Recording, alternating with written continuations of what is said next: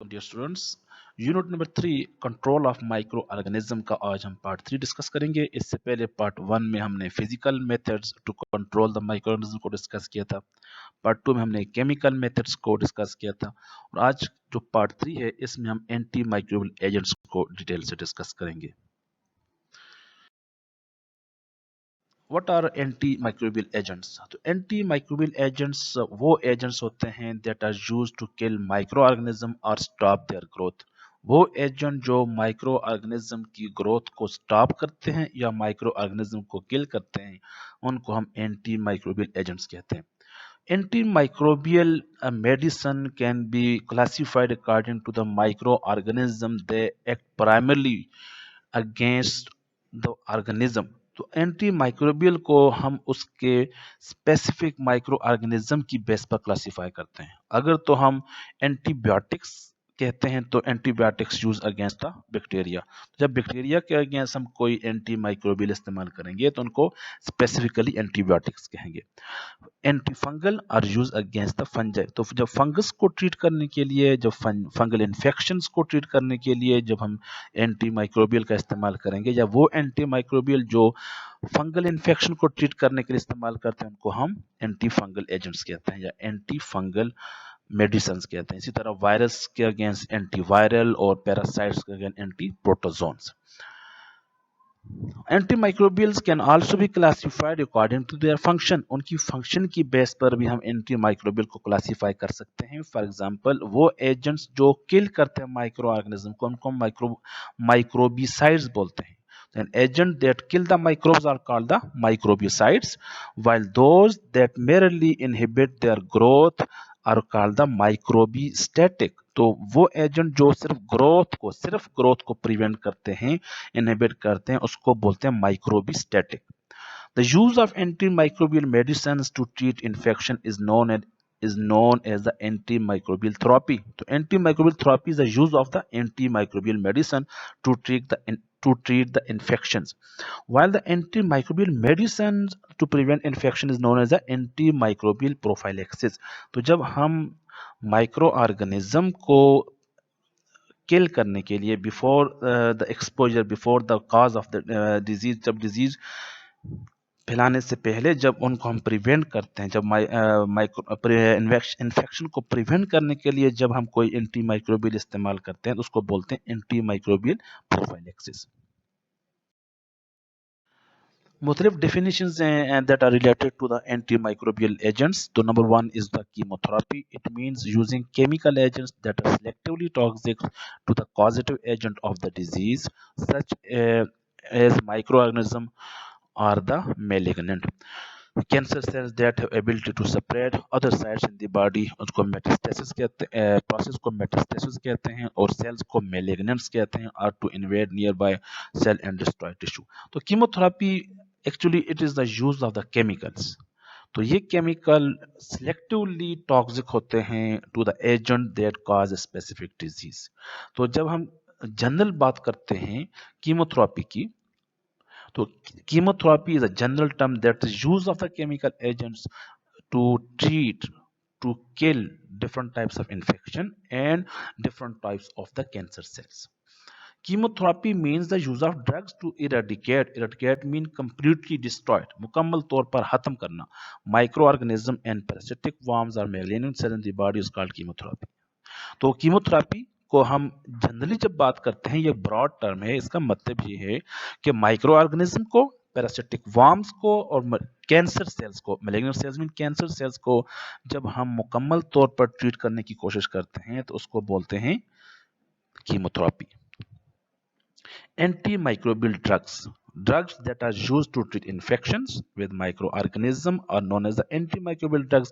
तो जब कीमोथेरेपी में वो ड्रग्स आ जाएंगी जिनको हम माइक्रो ऑर्गेनिज्म को ट्रीट करने के लिए इस्तेमाल करते हैं, जिसमें हम माइक्रोबियल इन्फेक्शन को ट्रीट करने के लिए इस्तेमाल करते हैं, माइक्रोऑर्गेनिज्म की ग्रोथ को इनहिबिट करने के लिए इस्तेमाल करते हैं या माइक्रोऑर्गेनिज्म को किल करने के लिए इस्तेमाल करते हैं, उनको हम एंटी माइक्रोबियल ड्रग्स कहते हैं।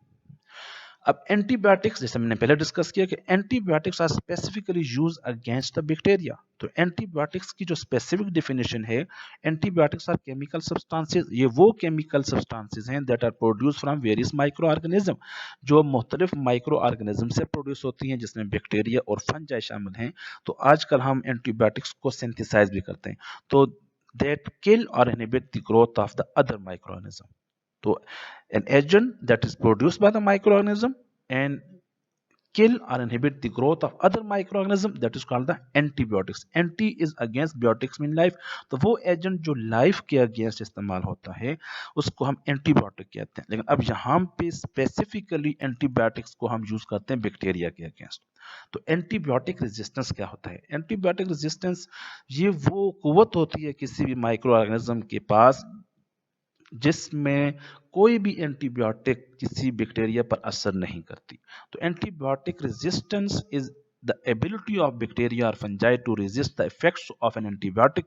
तो जब किसी भी एंटीबायोटिक का किसी इन्फेक्शियस एजेंट पर असर नहीं होगा, वो उसके अगेंस्ट मुजाहिमत शो करेगा, रेजिस्टेंस शो करेगा, it means that antibiotic is not working properly, वो एंटीबायोटिक मुकम्मल तौर पर काम नहीं कर रही। तो इस कंडीशन को हम बोलते हैं antibiotic resistance. Selection of the anti microbial agents. तो जब भी हम इन माइक्रो ऑर्गेनिज्म को किल करने के लिए या उनकी ग्रोथ को इनहिबिट करने के लिए कोई एंटी माइक्रोबियल एजेंट्स को सिलेक्ट करते हैं, उसका कुछ खास स्पेसिफिक प्रोसीजर होता है। What should we keep in mind while selecting an antimicrobial agent? The selection of the most appropriate antimicrobial agents required knowing the organism identity. तो हमें पता होना चाहिए कि जो इन्फेक्शन है वो कौन से ऑर्गेनिज्म से काज हुआ है। वो ग्राम पॉजिटिव से हुआ है, ग्राम नेगेटिव से हुआ है, वो कोकाई है, वो बेसिलाई है। तो what ever the type of the micro organism, वो बैक्टीरियल है, वो वायरल है, वो फंगल है, तो ऑर्गेनिज्म की आइडेंटिफिकेशन को लाजमी सामने रखना है। Organism susceptibility to particular agent, तो उस ऑर्गेनिज्म की हमें ये बात जहन में रखनी है कि वो कौन से एजेंट से ससेप्टेबल है। ससेप्टेबल मीन सेंसिटिव है, कौन से एजेंट उसको किल करने में आसानी से काम करेंगे। तो इसके लिए हम हमेशा यूज करते होते हैं सिलेक्टिव टॉक्सिसिटी को। ऐसे एजेंट, ऐसे टारगेट को हम निशाना बनाते हैं जो सिर्फ उस पैथोजन के पास होता है और वो उसको इफेक्टिव किल करेगा। फॉर एग्जांपल हम बात करते हैं पेनिसिलिन की। अब पेनिसिलिन चूंकि सेल वॉल इनहिबिटर है, तो ये बैक्टीरिया के अगेंस्ट इफेक्टिव है। ये बैक्टीरिया को तो किल करेगा, लेकिन हमारे यहाँ इसमें इसका कोई इफेक्ट नहीं होगा, क्योंकि उसके हमारे पास कोई टारगेट साइट से नहीं है, होस्ट के पास उसकी कोई टारगेट साइट से नहीं है। तो ऑर्गेनिज्म की ससेप्टेबिलिटी लाजमी देखनी है कि वो ऑर्गेनिज्म ग्राम पॉजिटिव है, ग्राम नेगेटिव है, वो किस किस्म की एंटीबायोटिक से या एंटी माइक्रोबियल से ससेप्टेबल है, उस पर कौन सा केमिकल ज्यादा असर करता है। तो इसके लिए हम एक टेस्ट करते हैं, कल्चर सेंसिटिविटी, हम अगली स्लाइड में डिस्कस करेंगे। The site of the infection, तो हमने ये देखना है कि वो इन्फेक्शन किस साइट पर मौजूद है। पेशेंट्स के फैक्टर्स को देखना है, उसके इम्यून स्टेटस को देखना है कि वो हेल्थी है, वो उसकी एज को देखना है। इसके अलावा the safety of the agent, उस एजेंट की सेफ्टी को भी सामने रखना है कि वो किस हद तक सेफ है, उसके कितने, उसके जो हार्मफुल इफेक्ट्स हैं वो कौन कौन से हो सकते हैं। And the cost of the therapy को भी जहन में रखना है कि हमने ये देखना होता है कि वो जो ड्रग हम यूज़ कर रहे हैं उस वो कम से कम कॉस्ट की हो, ताकि लोगों पर उसका बोझ कम से कम पड़े। तो ये फैक्टर्स हैं जिनको हमने सामने रखना होता है। इनको हमने सिलेक्शन ऑफ एंटीबायोटिक्स के लिए या एंटीमाइक्रोबियल्स के लिए कि ऑर्गेनिज्म कौन सा है, वो ऑर्गेनिज्म किस किस्म के एजेंट से ससेप्टेबल है, साइट ऑफ इन्फेक्शन क्या है, और पेशेंट के अपने फैक्टर्स क्या हैं, उसका अपना इम्यून स्टेटस क्या है, उसकी एज क्या है, उसका बॉडी फिजिक क्या है, उसका न्यूट्रिशन फैक्टर्स कौन कौन से हैं। इसके अलावा सेफ्टी ऑफ द एजेंट को डिस्कस करना है कि भाई वो जो एजेंट है वो कुछ और नुकसान तो नहीं पहुंचाएगा, किसी और ऑर्गन को तो अफेक्ट नहीं कर सकता, और कॉस्ट ऑफ द थेरेपी को भी ध्यान में रखना होता है। Common microbes that are causing different infections, तो उसमें बैक्टीरिया है, तो बैक्टीरिया के अगेंस्ट हम एंटी बैक्टीरियल इस्तेमाल करते हैं जिसको हम एंटीबायोटिक्स कहते हैं। वायरसेस के अगेंस्ट हम एंटीवायरल इस्तेमाल करते हैं, और फंगल इन्फेक्शन के अगेंस्ट हम एंटी फंगल इस्तेमाल करते हैं, और प्रोटोजोन इन्फेक्शन के अगेंस्ट एंटी प्रोटोजोन इस्तेमाल करते हैं। एंटीबायोटिक्स क्या होती हैं? अब स्टार्ट करते हैं विद द एंटीबायोटिक्स। तो antibiotics is derived from the antibiosis, which means against the life. Against the life. Antibiotics are chemical substances produced from various microorganisms, bacteria and fungi that kill or inhibit the growth of other microorganisms. तो antibiotics वो chemical substances हैं जो मुख्तलिफ microorganism से produce होती हैं, bacteria या fungi से, और जो दूसरे microorganism को kill करने के लिए या उनकी growth को inhibit करने के लिए हम इस्तेमाल करते हैं. तो antibiotics are used to treat the bacterial infection. Antibiotics is imprecisely term generally used to describe any compound, natural or synthetic, that inhibit the growth or actively kills microorganism. तो जनरली अगर हम देखें कि वो कंपाउंड होते हैं जो natural भी हो सकते हैं, सिंथेटिक भी हो सकते हैं, जो माइक्रो ऑर्गेनिज्म की ग्रोथ को या तो इनहिबिट करते हैं या तो उसको किल करते हैं. तो antibiotics differ by mode of action. Antibiotics की बहुत से मोड ऑफ एक्शंस हैं, वो हम फर्दर स्लाइड में डिस्कस करते हैं. बैक्टीरियोस्टैटिक कंपाउंड्स वो होते हैं जो ग्रोथ को इनहिबिट करते हैं. तो जब कोई एंटीबायोटिक ग्रोथ को इनहिबिट करे उसको हम बैक्टीरियोस्टैटिक कहते हैं, और जब कोई एंटीबायोटिक किल करती है किसी बैक्टीरिया उसको हम बैक्टीरियोसिडल बोलते हैं. Bacteria that can produce them, तो वो कौन कौन से बैक्टीरिया हैं जिनसे हम एंटीबायोटिक्स प्रोड्यूस करते हैं. तो स्ट्रेप्टोमाइसिस बैक्टीरिया से स्ट्रेप्टोमाइसिन और बेसिलस से मुख्तलिफ एंटीबायोटिक्स लेते हैं, और मोल्ड जो फंगस हैं इससे पेनिसिलिन नोटेटम एक फंगस है, इससे मुख्तलिफ एंटीबायोटिक्स प्रोड्यूस होती हैं, और सिफालोस्पोरियम से मुख्तलिफ एंटीबायोटिक्स प्रोड्यूस होती हैं. तो ये तो नेचुरल वेज हैं for the production of antibiotics. तो आजकल हम कुछ एंटीबायोटिक्स ऐसी हैं, कुछ जो सेमी सिंथेटिक हैं और कुछ सिंथेटिक हैं, जो हम लेबोरेटरी में तैयार करते हैं by using different salts. Bacteriostatic versus bactericidal. तो जैसा हमने डिस्कस किया कि बैक्टीरियोस्टैटिक वो एंटीबायोटिक्स होती हैं जो सिर्फ ग्रोथ को इनहिबिट करती हैं, और बैक्टीरियोसिडल वो होती हैं जो माइक्रोऑर्गेनिज्म को किल करती हैं. तो बैक्टीरियोस्टैटिक की एग्जांपल्स में क्लोरोफेनिकोल, एरिथ्रोमाइसिन एंटीबायोटिक्स का नाम है, क्लिंडामाइसिन, सल्फोनामाइड्स, ट्राइमेथोप्रिम और टेट्रासाइक्लिन. और बैक्टीरियोसिडल में aminoglycosides, beta lactams, vancomycin, quinolones, rifampin and metronidazole. तो ये metronidazole actually it is an anti protozoan है, और मेट्रोनिडाजोल को हम मैजिक बुलेट कहते हैं क्योंकि इसको हम मुख्तलिफ किस्म के प्रोसेस, मुख्तलिफ किस्म के इन्फेक्शंस के अगेंस्ट भी हम इसको इस्तेमाल करते हैं. एंटी प्रोटोजोआ भी है, ये पेन किलर भी है, और इसके अलावा और बहुत से फंक्शंस हैं मेट्रोनिडाजोल के. तो इसकी फर्दर हम इनकी जो टारगेट साइट्स हैं वो हम लास्ट कुछ स्लाइड में डिस्कस करेंगे. कौन सी एंटीबायोटिक किस टारगेट को अफेक्ट करती है, किस साइड को टारगेट करती है बैक्टीरिया की. तो यहाँ पे हमने ये देखा कि बैक्टीरियोस्टैटिक की एग्जांपल्स कौन सी हैं और बैक्टीरियोसाइडल की एग्जांपल कौन सी है. History of antibiotics. तो before penicillin introduced on there was no effective treatment for treating infection. तो पेनिसिलिन चूंकि पहली एंटीबायोटिक है तो उससे पहले कोई स्पेसिफिक इन्फेक्शन को ट्रीटमेंट करने के लिए कोई केमिकल मौजूद नहीं था. साल्वेरसन एक केमिकल था जो पॉल एलरिच ने फर्स्ट टाइम साइफल्स को ट्रीट करने के लिए इस्तेमाल किया, लेकिन वो स्पेसिफिकली वो इतना कामयाब नहीं साबित हुआ. तो 1928 में penicillin the first to antibiotic was discovered by Alexander Fleming. 1928 में जो पहली एंटीबायोटिक डिस्कवर हुई अलेक्जेंडर फ्लेमिंग ने डिस्कवर की. He was a professor of bacteriology at saint Mary's hospital London. वो एंटीबायोटिक्स थी penicillin. Alexander Fleming was a bit disorderly in his work. He left his petri dishes uncovered.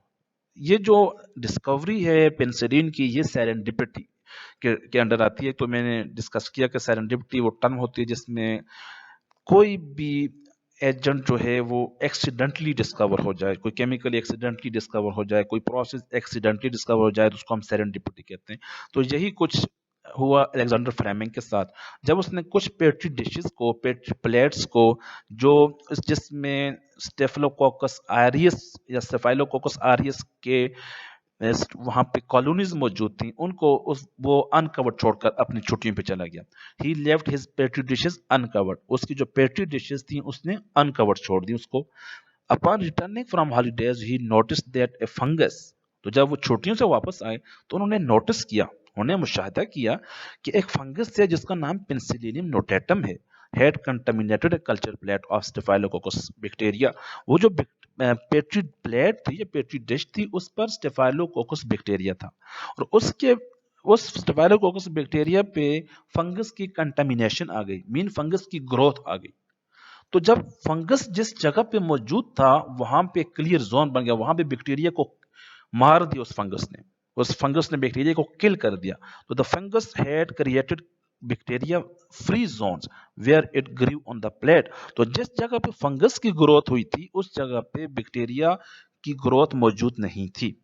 अब चूंकि he was a scientist, वो एक doctor थे, वो professor थे, तो उन्होंने, चूंकि एक साइंटिस्ट और एक प्रोफेसर का जो माइंड होता है वो क्यूरियोसिटी माइंड होता है, उन्होंने फिर इसको आइडेंटिफाई किया कि ये कौन सा केमिकल है जिस केमिकल ने मेरे जो स्टेफाइलोकोकस बैक्टीरिया है उसको किल किया, उसमें फ्री जोन बनाया। तो Fleming isolated and grew the mold in pure culture. वो जो फंगस थी उसको उन्होंने आइसोलेट किया अलेक्जेंडर फ्लेमिंग साहब ने। तो क्या हुआ, उसको प्योर कल्चर में, प्योर कल्चर वो कल्चर जिसमें सिर्फ एक ही किस्म के ऑर्गेनिज्म मौजूद होते हैं। He found that the Penicillium notatum proved extreme effective even at very low concentration, preventing staphylococcus growth even when diluted 800 times। तो उन्होंने जब उस फंगस को, जो फंगस हमें स्लाइड में नजर आ रही है, पेनिसिलियम कॉलोनीज, जो बैक्टीरिया की प्लेट्स पर मौजूद थी, इस बैक्टीरिया की प्लेट पर जहां पे फंगस है वहां पे कोई बैक्टीरिया मौजूद नहीं है। तो area of inhibition of bacterial growth, जहां पे कोई बैक्टीरिया मौजूद नहीं है। तो इस बात को उन्होंने प्रूव करने के लिए इस फंगस का उन्होंने प्योर कल्चर लिया, मीन खालस कल्चर लिया। तो उन्होंने उसको 800 टाइम डाइल्यूट किया, तो फिर भी देखा तो वहां पे माइक्रो ऑर्गेनिज्म को उसने, उस स्टेफाइलोकोकस को उसने प्रिवेंट किया। तो Fleming published his finding in the British Journal of Experimental Pathology in June 1929। तो उन्होंने देखा, उन्होंने ये ऑब्जर्व किया कि इस फंगस के पास कुछ ऐसा केमिकल है जिसने माइक्रो ऑर्गेनिज्म बैक्टीरिया स्टेफाइलोकोकस को इनहिबिट किया, किल किया, और उसका नाम फिर उन्होंने पेनिसिलिन रखा। चूंकि ये जो फर्स्ट टाइम आइसोलेट हुआ वो पेनिसिलिन फंगस से हुआ, तो पेनिसिलिनियम नोटेटम उसका नाम था, और आजकल उसको हम पेनिसिलिनियम क्राइसोजिनम कहते हैं। तो ये प्लेट में देख सकते हैं कि जिस जगह पे कॉलोनी मौजूद है वहां पे पेनिसिलिनियम कॉलोनी मौजूद है, वहां पे कोई बैक्टीरिया मौजूद नहीं है, और जहां पे फंगस नहीं है वहां पे बैक्टीरिया कॉलोनी मौजूद है। इट मींस कि इस फंगस के पास कोई ऐसा केमिकल है जिसने बैक्टीरिया की ग्रोथ को इनहिबिट किया, और उस केमिकल को हमने नाम दिया पेनिसिलिन का, और यही फर्स्ट एंटीबायोटिक्स थी। तो first antibiotic was the penicillin. It was discovered by the Alexander Fleming in 1928। Bacteria and antibiotics. Bacteria are microorganisms that invade the human body through many routes like the respiratory, GIT and skin. तो bacteria micro organism होते हैं जो human body में मुख्तलिफ किस्म के infection cause करते हैं by entering through different routes. It may be the respiratory route, तो रेस्पिरेटरी ट्रैक इन्फेक्शन काज करेंगे। It may be the gastrointestinal route, तो वो जीआईटी ट्रैक इन्फेक्शन काज करेंगे, और वो स्किन इन्फेक्शन काज कर सकते हैं। Human immune response is activated as the body tries to rid itself of bacteria। तो जब कोई बैक्टीरिया बॉडी में एंटर होता है तो इम्यून रिस्पॉन्स एक्टिवेट होता है, तो बॉडी क्या करती है, उस बैक्टीरिया को बॉडी से निकालने की कोशिश करती है। Classic signs of inflammation, swelling, heat, redness and pain, fever begins to show up. जो सेकंड लाइन ऑफ डिफेंस के कुछ प्रोसेसेस हैं जो हमारे पास एक्टिवेट होते हैं। The goal of antibiotic therapy is to decrease the population of invading bacteria to a point at which the human immune system can effectively deal with the invader. अब antibiotics का फायदा, क्या antibiotic इस्तेमाल करने का क्या फायदा है? तो एंटीबायोटिक्स जो थेरेपी है, एंटी माइक्रोबियल थेरेपी है, ये माइक्रोबियल पॉपुलेशन को इतना कम कर देती है कि वो बैक्टीरिया इम्यून सिस्टम के लिए आसान हो जाते हैं रिमूव करना।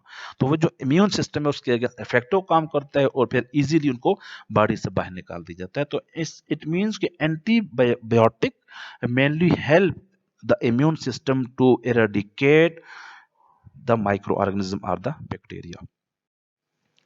ग्राम positive versus gram negative bacteria, इसका हमें कुछ जनरल इंफॉर्मेशन हमने पहले भी हमने डिस्कस किया यूनिट नंबर 1 में।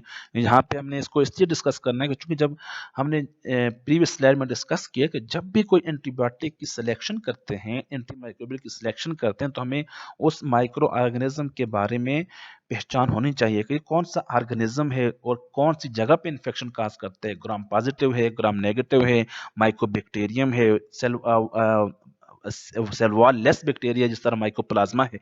तो क्योंकि जो स्ट्रेटजीज हैं डिफरेंट बैक्टीरिया को ट्रीट करने के लिए वो डिफरेंट है। ग्राम पॉजिटिव के लिए हम पेनिसिलिन इस्तेमाल करते हैं, लेकिन ग्राम नेगेटिव के लिए पेनिसिलिन इस्तेमाल नहीं करते हैं। तो इसलिए हमने बैक्टीरिया की पहचान होनी चाहिए कि वो बैक्टीरिया कौन सा इन्फेक्शन काज करता है और उस बैक्टीरिया की नेचर क्या है। तो most bacteria can be classified as gram positive और ग्राम नेगेटिव। ग्राम पॉजिटिव बैक्टीरिया और ग्राम नेगेटिव बैक्टीरिया इनकी सेल वॉल की बेस में इनको क्लासिफाई करते हैं। ग्राम positive bacteria have cell wall composed of thick layer of peptidoglycan. जो ग्राम पॉजिटिव बैक्टीरिया होता है उसकी जो सेल वॉल होती है उसमें पेप्टाइडोग्लाइकैन की लेयर थिक होती है। ग्राम पॉजिटिव बैक्टीरिया को जब हम ग्राम स्टेन करते हैं तो स्टेनिंग से उसका पर्पल कलर आता है, तो when subject to the gram stain procedure. तो gram negative bacteria have cell walls with a thin layer of peptidoglycan. Gram negative में पेप्टाइडोग्लाइकैन तो होती है लेकिन उसकी जो लेयर होती है वो कम होती है as compare to the Gram positive. The cell wall also include outer membrane. तो सेल ग्राम नेगेटिव की सेल वॉल में पेप्टाइडोग्लाइकैन से बाहर एक और मेम्ब्रेन भी होता है, उसको हम आउटर मेम्ब्रेन कहते हैं, जिसमें लिपोपोलिसैकेराइड मॉलिक्यूल अटैच होते हैं। Gram negative bacteria stain pink. जब ग्राम नेगेटिव को हम ग्राम स्टेन करते हैं तो उसका कलर एट द एंड क्या आता है, पिंक कलर आता है। तो यही डिफरेंस है ग्राम पॉजिटिव और ग्राम नेगेटिव में, कि ग्राम पॉजिटिव में थिक लेयर ऑफ पेप्टाइडोग्लाइकैन होगी और ग्राम नेगेटिव में थिन लेयर ऑफ पेप्टाइडोग्लाइकैन होगी। ग्राम पॉजिटिव में आउटर मेम्ब्रेन नहीं होती, ग्राम नेगेटिव में आउटर मेम्ब्रेन होती है। ग्राम पॉजिटिव ग्राम स्टेनिंग में पर्पल कलर प्रोड्यूस करता है और ग्राम नेगेटिव ग्राम स्टेनिंग में पिंक कलर प्रोड्यूस करता है। While both gram positive and gram negative bacteria produce exotoxin, जब हम टॉक्सिन की बात करें तो जो एक्सोटॉक्सिन है वो दोनों प्रोड्यूस करते हैं, ग्राम पॉजिटिव ग्राम नेगेटिव। लेकिन जो एंडोटॉक्सिन है वो सिर्फ ग्राम नेगेटिव बैक्टीरिया प्रोड्यूस करेगा। तो exotoxin is produce by both gram positive and gram negative and the endotoxin is produce only by the gram negative bacteria. लेकिन एक बैक्टीरिया है जो हम पहले भी डिस्कस कर चुके हैं, लिस्टीरिया मोनोसाइटोजीन्स, जो एंडोटॉक्सिन प्रोड्यूस करता है, जो एक्सेप्शनल केस है। लेकिन generally endotoxin are produced by the gram negative bacteria. ये ग्राम पॉजिटिव और ग्राम नेगेटिव की सेल वॉल के डिफरेंसेस हैं। ग्राम पॉजिटिव में हमारे पास जो सेल वॉल है, ये तो सेल मेम्ब्रेन है जो फास्फोलिपिड से मिलकर बनी है। इसके बाहर हमें पेप्टाइडोग्लाइकैन की लेयर नजर आ रही है। पेप्टाइडोग्लाइकैन देखने में बहुत थिक नजर आ रही है। यहाँ पे पेप्टाइडोग्लाइकैन बहुत, इसकी 4 लेयर्स हैं। जिसके बाद इसमें लिपोटिकोइक एसिड होता है और टिकोइक एसिड होता है, जबकि ग्राम यहाँ पे कोई आउटर मेम्ब्रेन मौजूद नहीं है। ग्राम नेगेटिव की बात करें तो ग्राम नेगेटिव में पेप्टाइडोग्लाइकैन क्या होती है, बहुत थिन होती है। इसमें सिर्फ 2 ही लेयर्स मौजूद हैं इसकी, और इसके अलावा एक आउटर मेम्ब्रेन है जो इस पेप्टाइडोग्लाइकैन के बाहर हमें नजर आ रही है। तो इसमें हमारे पास लिपोपोलिसैकेराइड्स होती हैं आउटर मेम्ब्रेन में, और इसके साथ इसमें टिकोइक एसिड मौजूद नहीं होता। Overview of the bacterial infection. तो बैक्टीरियल इन्फेक्शन मुख्तलिफ एरियाज को टारगेट करते हैं। तो अगर हम डिस्कस करें बैक्टीरियल मेनिंजाइटिस की, जो हमारे ब्रेन और मेनिंजिस को इन्फेक्ट करते हैं, तो streptococcus pneumoniae, neisseria meningitidis, meningitidis, haemophilus influenzae, streptococcus agalactiae, listeria monocytogenes, तो ये सारे मेनिंजाइटिस काज करते हैं। Otitis media that is infection of the ear, तो स्ट्रेप्टोकोकस निमोनिया इसके लिए रिस्पॉन्सिबल है। निमोनिया कम्युनिटी एक्वायर्ड में स्ट्रेप्टोकोकस निमोनिया जो हमारे लंग्स को इन्फेक्ट करते हैं, हेमोफिलस इन्फ्लुएंजा, स्टेफाइलोकोकस ऑरियस। तो एटिपिकल निमोनिया में माइकोप्लाज्मा निमोनिया, ये एटिपिकल मुख्तलिफ किस्म के बैक्टीरियाज आते हैं जिसमें देखिए माइकोप्लाज्मा में सेल वॉल नहीं होती, इसको mycoplasma cell wall less bacteria कहते हैं। तो इसके अलावा क्लेमिडिया निमोनिया, लिगुनेला निमोफिला और ट्यूबरकुलोसिस में माइकोबैक्टीरियम ट्यूबरकुलोसिस, ये रेस्पिरेटरी ट्रैक्ट इन्फेक्शन काज करते हैं। स्किन इन्फेक्शन की बात करें तो स्टेफाइलोकोकस ऑरियस, स्ट्रेप्टोकोकस पायोजेंस और pseudomonas aeruginosa. Sexual transmitted diseases की बात करें तो chlamydia trachomatis, neisseria gonorrhoeae, treponema pallidum, ureaplasma, urealyticum और हेमोफिलस डुक्राई। यूनिट ट्रैक यूटीआई की बात करें, यूनिट ट्रैक इन्फेक्शंस की, तो इसमें escherichia coli, other enterobacteriaceae, staphylococcus, saprophyticus, pseudomonas aeruginosa. Food poisoning GIT track की बात करें तो कैम्पाइलोबैक्टर जेजुनाई, सल्मोनेला, शिजेल्ला, क्लोस्ट्रिडियम, स्टेफाइलोकोकस आरियस और एस्चेरिचिया कोलाई शामिल है। गैस्ट्राइटिस, जो आपके मैदे को जिसमें इन्फेक्शन होता है, उसको एच पाइलोरी बोलते हैं, हेलिकोबैक्टर पाइलोरी। और अपर रेस्पिरेटरी ट्रैक की बात करें तो streptococcus pyogenes, haemophilus influenzae cause करते हैं, sinusitis, inflammation of the sinuses, streptococcus pneumoniae, haemophilus influenzae. और आई इन्फेक्शन की बात करें तो staphylococcus aureus, neisseria, gonorrhoeae, chlamydia, trachomatis. तो ये मुख्तलिफ एरियाज में मुख्तलिफ इन्फेक्शन काज होते हैं।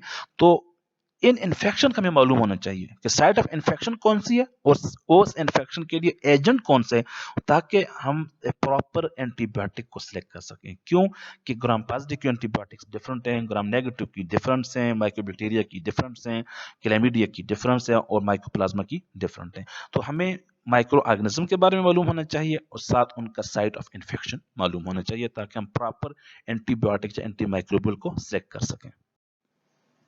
Classification of antibiotics on the basis of mode of action, तो हम पहले ही डिस्कस कर चुके हैं। बैक्टीरियोस्टैटिक जो ग्रोथ को इनहिबिट करते हैं, और बैक्टीरियोसिडल जो बैक्टीरिया को किल करते हैं। तो बैक्टीरियोस्टैटिक क्या होते हैं, जो किल करते जो ग्रोथ को इनहिबिट करते हैं, और सिडल जो किल करते हैं।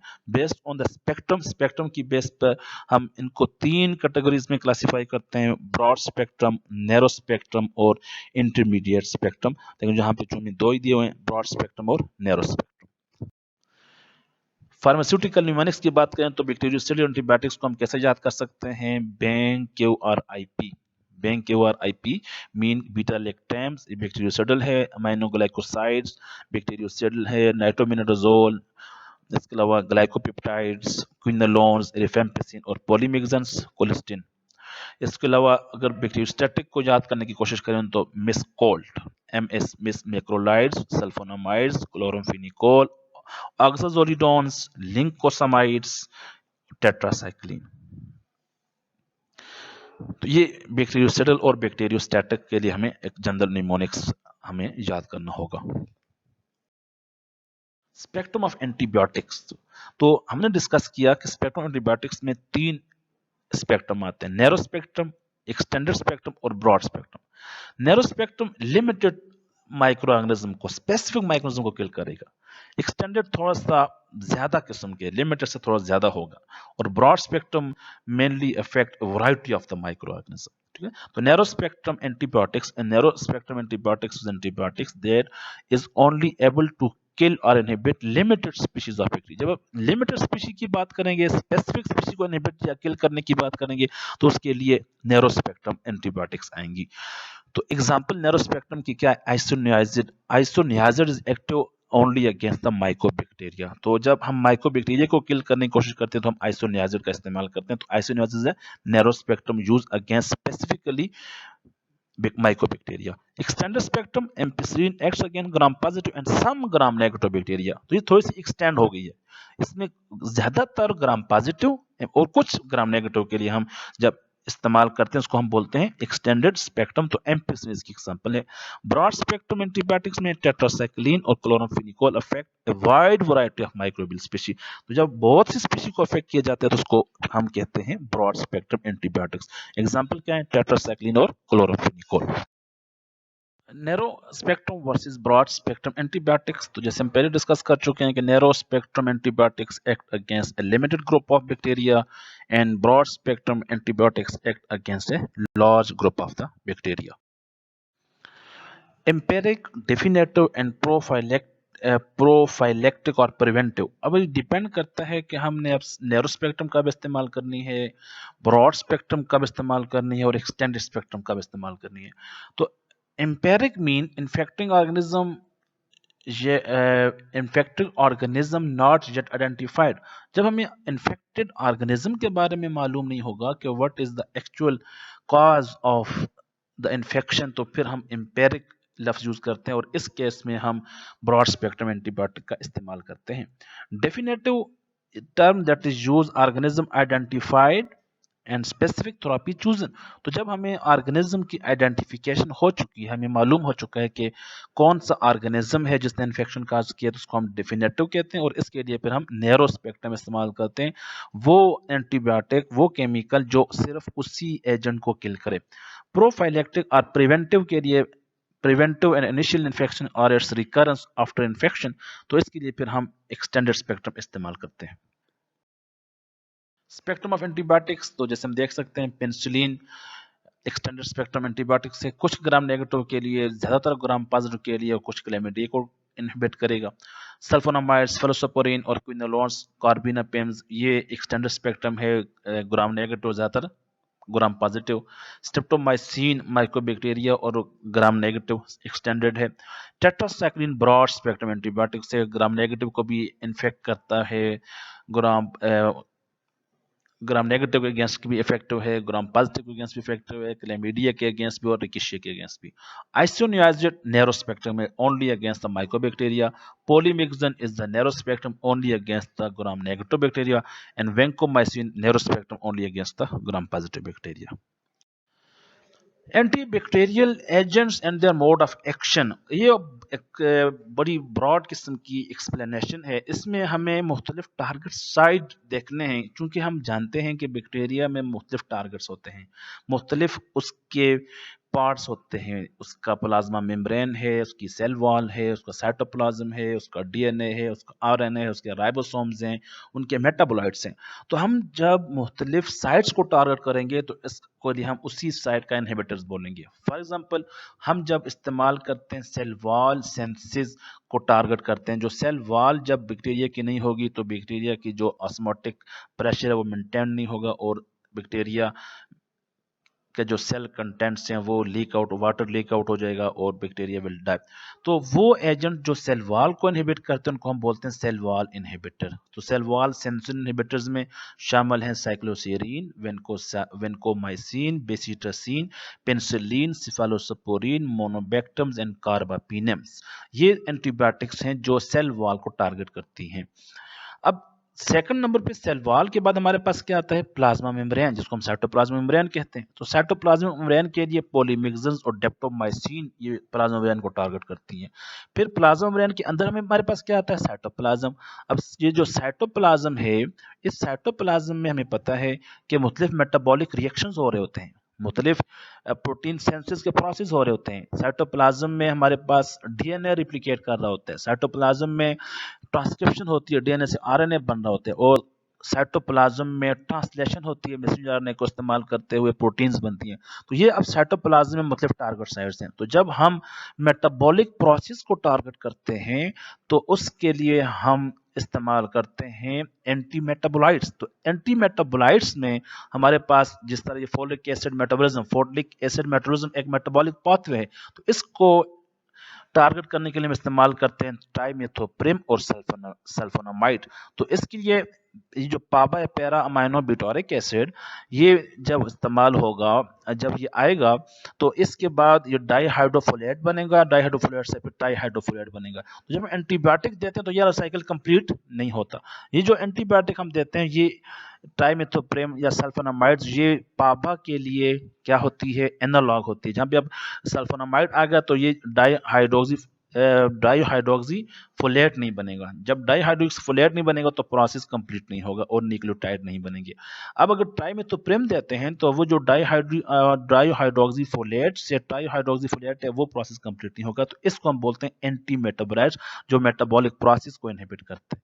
अब थर्ड नंबर पे जाते हैं तो हमारे पास आते हैं डीएनए सेंसिस या डीएनए रिप्लिकेशन को टारगेट करने वाले एंटीबायोटिक्स, तो उसको बोलते हैं डीएनए गायरेज। तो उसमें उनको हम क्विनोलोन्स बोलते हैं कलेक्टिवली। नेलेडिक्सिक एसिड है, सिप्रोफ्लॉक्सासिन है और नोवोबाइसिन है, जो डीएनए रिप्लिकेशन को इनहिबिट करती है। इसके अलावा आरएनए को मुख्तलिफ एंटीबायोटिक्स टारगेट्स करते हैं, इस तरह एक्टिनोमाइसिन है। और डीएनए डायरेक्टेड आरएनए पॉलीमरेज को जो एंटीबायोटिक्स हैं जिस तरह रिफेम्पिन और स्ट्रेप्टोवेरिसिन है। प्रोटीन सेंसिस को इनहिबिट करने वाले, प्रोटीन सेंसिस में हमारे बच्चों को 2 यूनिट 50s और 30s यूनिट दोनों इन्वॉल्व होते हैं राइबोसोम के। तो 30s इनहिबिटर्स में 50s इनहिबिटर्स में एरिथ्रोमाइसिन में जिनको मैक्रोलाइड्स कहते हैं, क्लोरामफेनिकोल, क्लेंडामाइसिन, लिंकोमाइसिन है।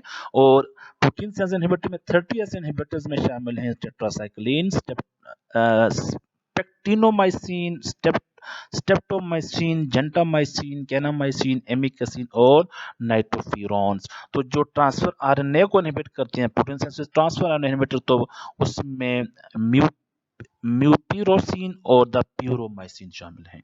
तो इस स्लाइड में हमें पूरे बैक्टीरिया के मुख्तलिफ टारगेट साइट्स हमने देखी हैं कि वो एंटीबायोटिक्स जो सेल वॉल को इनहिबिट कर, वो सेल वॉल सेंस इनहिबिटर्स कहते हैं। वो एंटीबायोटिक्स जो मेटाबॉलिज्म को इनहिबिट को एंटी मेटाबोलाइट्स कहते हैं। वो एंटीबायोटिक्स जो प्लाज्मा मेम्ब्रेन को टारगेट को बोलते हैं, प्लाज्मा मेम्ब्रेन इनहिबिटर्स कहते हैं। वो एंटीबायोटिक्स जो मुख्तलिफ एंजाइम्स को, डीएनए गायरेज को इनहिबिट करती हैं, उसको डीएनए गायरेज इनहिबिटर्स कहते हैं। और वो एंटीबायोटिक्स जो आरएनए को डिग्रेड करती हैं, उसमें, या मुख्तलिफ एंटीबायोटिक्स जो प्रोटीन सेंसेस को 50s इनहिबिटर्स हैं या 30s इनहिबिटर्स हैं या ट्रांसफर आरएनए सेंसेस इनहिबिटर्स हैं। तो whatever the type of infection, हम कोशिश करते हैं उन टारगेट को साइड करने की, उन टारगेट को सिलेक्ट करने की जिससे हमारे पैथोजन को तो ज़्यादा से ज़्यादा नुकसान हो, लेकिन होस्ट को नुकसान कम से कम हो। क्लासिफिकेशन ऑफ द एंटीबायोटिक्स, तो बीटा लैक्टम्स जिसमें पेनिसिलिन और सेफालोस्पोरिन है, inhibits peptidoglycan synthesis in the bacterial cell wall. तो हमने प्रीवियस स्लाइड में देखा कि ये सेल वॉल इनहिबिटर है। ग्लाइकोपेप्टाइड्स की बात करें तो वेनकोमाइसिन की एग्जांपल है, inhibits peptidoglycan synthesis in the bacterial cell wall. Aminoglycosides में कैनामाइसिन, जेंटामाइसिन एग्जांपल्स हैं। Target bacterial ribosomal subunit 30s। Tetracycline और इसमें डॉक्सीसाइक्लिन एग्जांपल है, टारगेट बैक्टीरियल राइबोसोम 30s। और मैक्रोलाइड्स और लिंकोसामाइड्स, एजिथ्रोमाइसिन, क्लेथ्रोमाइसिन, इसके अलावा एरिथ्रोमाइसिन और क्लिंडामाइसिन, ये target bacterial ribosome 50s। Quinolone, ciprofloxacin और moxifloxacin inhibit bacterial DNA replication. Quinolone DNA replication को इनहिबिट करते हैं। रिफेम्पिसिन एग्जांपल है, इनहिबिट बैक्टीरियल आरएनए ट्रांसक्रिप्शन। और sulfonamide, sulfur drugs inhibit folate synthesis. तो ये मुख्तलिफ टारगेट साइट्स हैं, कुछ सेल वॉल इनहिबिटर्स, कुछ प्लाज्मा मेम्ब्रेन इनहिबिटर्स, कुछ 50s इनहिबिटर्स, कुछ 30s इनहिबिटर्स, कुछ बैक्टीरियल रेप्लिकेशन इनहिबिटर्स, और कुछ बैक्टीरियल आरएनए ट्रांसक्रिप्शन इनहिबिटर्स, और कुछ फोलेट सिंथेसिस इनहिबिटर्स। तो ये मजीद उसकी थोड़ी सी क्लासिफिकेशन है कि बीटा लैक्टम में एंटी माइक्रोबियल्स में पेनिसिलिन, एम्पिसिलिन, मिथिसिलिन, पिपरसिलिन, एजिटोनियम और एमीपेनम और सेफालोस्पोरिन शामिल हैं। प्रोटीन सेंसर इनहिबिटर्स में 50s इनहिबिटर्स और 30s दोनों इनहिबिटर्स शामिल हैं। 50s में क्लोरामफेनिकोल, मैक्रोलाइड्स को एरिथ्रोमाइसिन कहते हैं, जिसकी एग्जांपल एरिथ्रोमाइसिन है, क्लिंडामाइसिन और लाइनजोलिड। इसके अलावा 30s में अमाइनोग्लाइकोसाइड्स, जेंटामाइसिन इसकी एग्जांपल है, और टेट्रासाइक्लिन। एंटी माइकोबैक्टीरियल एजेंट्स में रिफेम्पिन, आइसोनियाजिस, डेप्टोसोन, इथैम्ब्यूटोल एंड द पाराजिनामाइड। और अदर एंटीबैक्टीरियल एजेंट्स में trimethoprim, sulfamethoxazole, fluoroquinolone, ciprofloxacin, vancomycin, metronidazole और डेप्टोमाइसिन शामिल हैं। एंटी बैक्टीरियल ड्रग्स जो पहले भी हम डिस्कस कर चुके हैं, ये उसकी मजीद समरी है कि सेल वॉल इनहिबिटर में पेनिसिलिन, सेफालोस्पोरिन, कार्बापेनेम्स, मोनोबैक्टम्स और गलाविपेप्टाइड्स। थोड़ा सा एडवांस क्लासिफिकेशन है अदर एग्जांपल्स के साथ। प्रोटीन सेंसर इनहिबिटर्स में chloramphenicol, tetracycline, macrolides, oxazolidinones, linezolid, aminoglycosides. Alter nucleic acid metabolism में क्विनोलोन्स हैं, ciprofloxacin, ofloxacin, levofloxacin, gemifloxacin. Inhibit folate metabolism, trimethoprim और सल्फामीथेक्साजोल। एंटीमाइक्रोबियल रेजिस्टेंस क्या होता है? Antimicrobial resistance is the ability of microbe to resist the effect of drugs in same doses. तो जब कोई micro organism किसी खास डोजेज जो पहले उसके लिए सेंसिटिव था, अब उसके अगेंस्ट वो रेजिस्टेंस हो चुका है, तो इस किस्म की एबिलिटी को हम बोलते हैं anti microbial resistance. When the drug lose the ability to either kill और inhibit the growth of microbes and the microbes gain the ability to survive in the presence of drug to which they were previously susceptible, this is called the resistance. तो जब कोई भी drug, कोई भी antibiotic या कोई भी anti microbial जब वो अपनी एफिकेसी को लूज कर लेगी, जब वो अपनी एबिलिटी टू किल और inhibit the growth of microorganism वो लूज कर लेगी, उस किस्म की एबिलिटी को या उस कंडीशन को हम एंटी माइक्रोबियल रेजिस्टेंस कहते हैं। वो एंटीबायोटिक या वो एंटी माइक्रोबियल पहले ससेप्टेबल थी, उसको किल करती थी, उसकी ग्रोथ को या तो इनहिबिट करती थी या उसको उस एजेंट को किल कर दी थी। तो अब उस एजेंट पर उस एंटीबायोटिक का कोई असर नहीं हो रहा, तो इस कंडीशन को हम बोलते हैं anti microbial resistance. Innate resistance और अब एक्वायर्ड रेजिस्टेंस। अब रेजिस्टेंस की दो टाइप्स आती हैं। इंट्रेंस इसको इननेट को हम इंट्रिंसिक रेजिस्टेंस भी कहते हैं। Is the innate ability of bacterial species to resist activity of a particular antimicrobial drug. जब कोई बैक्टीरिया या कोई microorganism naturally innate by nature जो है किसी एजेंट के लिए रेजिस्टेंस करते हैं, उसको बोलते हैं innate resistance. This can also be called the insensitivity since it occurs in organism that have never been susceptible to that particular drug। ये उन मतलब ऑर्गेनिज्म में होती है जो पहले सेंसिटिव नहीं था, अब शुरू से ही ये जो ऑर्गेनिज्म है ये क्या है, रेजिस्टेंट है। तो lack of affinity of the drug for the bacterial target. अब इसकी मुख्तलिफ वजूहत हो सकती हैं, या तो उस ड्रग के लिए उसकी एफिनिटी नहीं है, उसकी टारगेट साइट्स नहीं है, उसके पास उसके रिसेप्टर्स मौजूद नहीं है, तो इसको हम बोलते हैं इंट्रिंसिक या innate resistance। तो lack of affinity of the drug for the bacterial target, for example penicillin are not effective against the mycobacterium tuberculosis as the latter does not contain peptidoglycan in the cell wall। चूंकि अब penicillin जो की target site peptidoglycan में है, तो उसकी जो peptidoglycan cell wall microbacterium tuberculosis के अगेंस्ट पेनिसिलिन इफेक्टिव नहीं है। क्यों नहीं है? कि उसके पास पेप्टाइडोग्लाइकेन इतना प्रोमिनेंट नहीं होता, उसकी जो सेल वॉल उसमें माइकोलिक एसिड होते हैं in addition to the peptidoglycan. Inaccessibility of the drug into the bacteria. अब या तो फिर वो ड्रग जो है वो अपने टारगेट को बैक्टीरिया को असेस नहीं हो सकती। For example Gram negative bacteria are naturally resistant to vancomycin and penicillin because of inability to penetrate outer membrane. अब चूंकि ग्राम नेगेटिव बैक्टीरिया उसके पास आउटर मेम्ब्रेन होती है, तो उसकी आउटर मेम्ब्रेन से पेनिसिलिन और वेंकोमाइसिन क्रॉस ही नहीं हो सकती, वो पेनिट्रेट ही नहीं हो सकती। तो अब ग्राम नेगेटिव जो है वो पेनिसिलिन और वेंकोमाइसिन के लिए क्या है, रेजिस्टेंट है। अब ये नेचुरली उस पर कोई असर नहीं करेगा। तो इस किस्म की एबिलिटी को जिसमें by nature by innate by उस रेजिस्टेंस होती है उसको बोलते हैं इंट्रिंसिक। ये लैक अफिनिटी की वजह से या उसमें टारगेट साइड मिसिंग होंगे या उसकी पेनिट्रेशन ही नहीं होगी। acquired resistance mean when the microbe gain the ability to grow in the presence of the drug। जब माइक्रो ऑर्गेनिज्म ड्रग की मौजूदगी में अपनी ग्रोथ को इनिशिएट करेगा, वो अब ऐसी वो अपनी एबिलिटी उसमें होगी कि वो ग्रो करे इन the presence of the drug.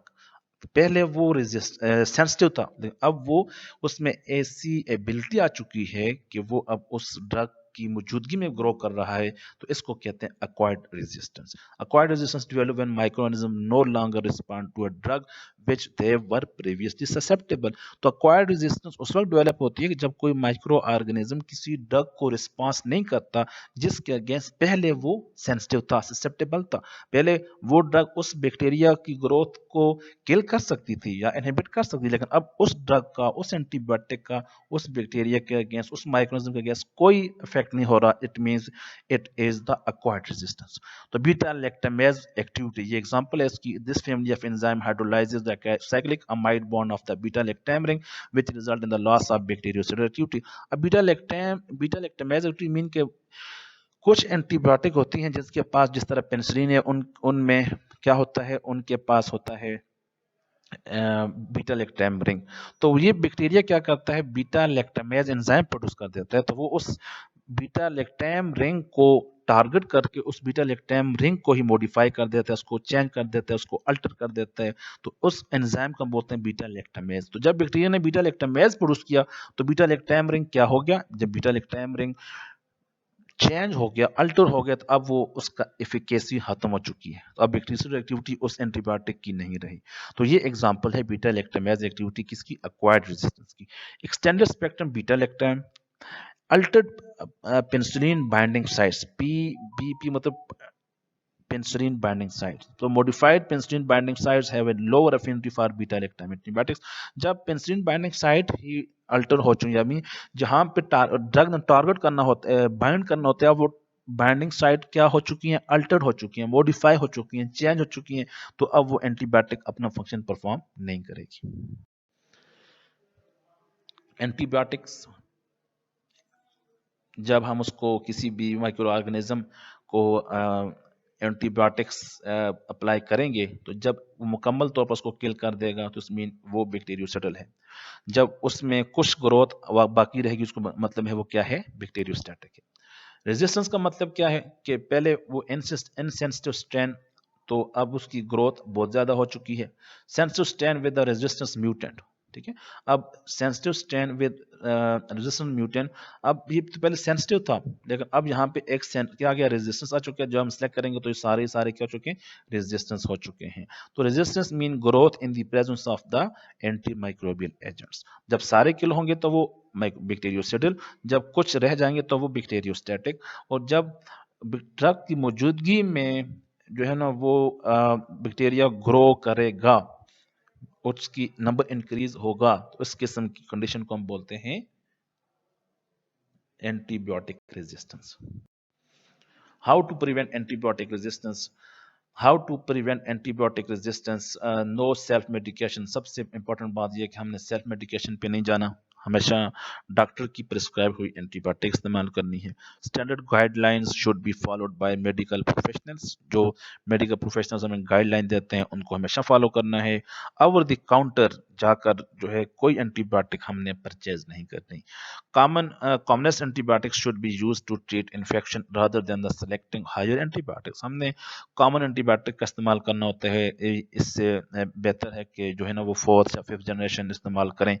Fourth और फिफ्थ जनरेशन या जो हाई एंटीबायोटिक्स उनके इस्तेमाल से इज्तनाब करना चाहिए। Patient should not stop and start antibiotics on their own. तो हम ऐसा करते हैं, बाज़ औक़ात खुद ही एंटीबायोटिक्स लेना शुरू कर देते हैं, तो जब ठीक हो जाते हैं आज़ी तौर पर तो खुद ही उनको बंद कर देते हैं। तो एंटीबायोटिक्स का पूरा मुकम्मल कोर्स होता है, उसको हमने मुकम्मल करना होता है। तो always consult a doctor while using an antibiotic. Patient should not stock antibiotics for the next time they get sick। तो एंटीबायोटिक्स को हमने स्टॉक नहीं करना होता। एंटीबायोटिक्स की जो प्रिस्क्राइब डोज है उसको हमेशा मुकम्मल करनी होती है। Patient should avoid taking antibiotics unnecessary like the treat cold. तो गैर जरूरी एंटीबायोटिक का इस्तेमाल कम से कम करना है, और दूसरों के एंटीबायोटिक्स को भी इस्तेमाल कम से कम करना है। बल्कि दूसरों के एंटीबायोटिक्स को तो इस्तेमाल करना ही नहीं है। एक बंदे, एक आपका पेशेंट है या कोई रिलेटिव है, उसको सोर थ्रोट के लिए कोई एंटीबायोटिक प्रिस्क्राइब की गई है, तो अब उन्होंने 2 दिन एंटीबायोटिक इस्तेमाल की, वो ठीक हो गए। अब आपको सोर थ्रोट हुआ तो आप भी यूज करेंगे, वो भी रेजिस्टेंट और आप भी रेजिस्टेंट, तो इसलिए दूसरों के एंटीबायोटिक्स को हमेशा अवॉइड करना है।